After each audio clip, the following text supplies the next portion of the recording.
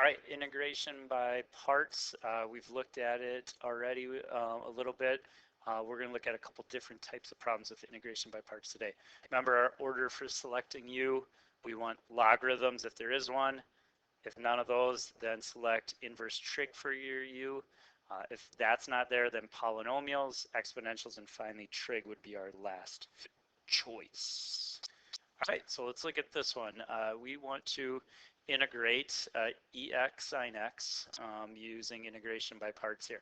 We couldn't do this one with substitution because if we put like U equal to sine X, there's going to be a derivative of cosine, but we're not going to be able to get rid of that exponential that way. And same thing if you reversed and did our U equal to E of X with substitution, not going to work. So if substitution doesn't work, we need a different way like integration by parts.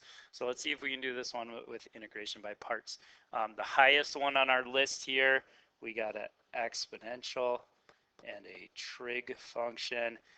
Trig is the very last choice, so exponentials is going to be what we want to set our U equal to. So off on the side somewhere, let's put U equal to e to the x.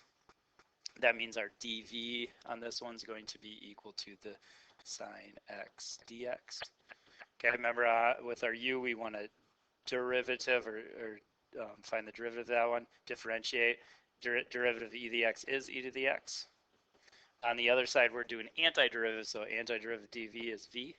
Antiderivative of sine would be negative cosine, because derivative of cosine is negative sign. We need that negative in there. All right, so putting this into our integration by parts formula then, we got uv, so e to the x times negative cosine x for v, minus the integral of v, which is negative cosine again, du, which du on this one is e to the x dx. Here I'm going to put the negative out front. Also, we got two negatives there. I'm going to make this plus this integral. I'm going to write the e to the x first. All right, so now we want to look, can we do this integral yet? Well, this one is kind of similar to the one we started with. We got two functions there being multiplied. One's an exponential, again, one's a trig. It doesn't look like we can do that one. So it looks like, again, we're going to need to do some integration by parts a second time here. Again, exponentials are a higher choice. That means our dv here would be cosine x dx. So let's do our derivative and antiderivative again. Here derivative is e to the x dx. Our antiderivative here's v, and antiderivative cosine is sine. So let's write our integration by parts out again. So now we're replacing this integral here with our integration by parts formula with this information. So we would have the uv on this next one, so e to the x sine x, plus our integral of v du, which v is sine x and du is e to the x sine x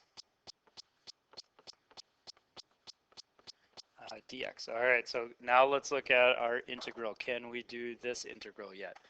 No, we still have a problem. So should we do it a third, a fourth, a fifth time? It looks like we're going to get caught in kind of this never-ending loop of just doing these and bouncing back and forth between e to the x sine x and e to the x cosine x. So is there a way to solve this one? Well, there is. It's kind of a trick type problem a little bit in that we can solve it from here, but what we got to do is kind of solve this as an equation. All this stuff we've been setting this equal to is still equal to our original integral up here of e to the x sine x dx. And so what we got to do is kind of solve this as an equation here. So what we're going to do is move this integral to the other side. And I just noticed something here. This in integration. Whoop, sorry, that should be a plus. In integration by parts formula here, this should be a minus, not a plus, like I had minus this integral. So what we're going to do is solve this as an equation. So to solve this as an equation, what we're going to do is move these integrals to the same side. So what I'm going to do now is take our integral, add it over to the other side. So I'm going to add this integral to both sides. That's allowable to do. It's still a balanced equation. Okay, so now over here, that's going to just cancel out. On our right side, our right side now is all that stuff besides the integral.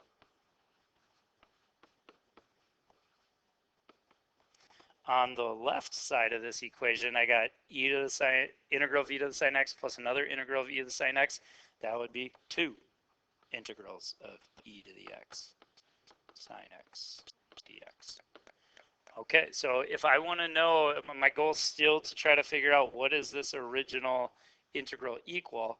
I want that integral only on one side here, so the next step I got to do, get that 2 out of there, and then I have it. So if I divide both sides by 2 here, that takes care of that 2. Now I know the integral of e to the x sine x dx should be equal to whatever's remaining over on this right side of the equation here, which would be this, and this would be the answer here to this problem, is all this stuff over 2.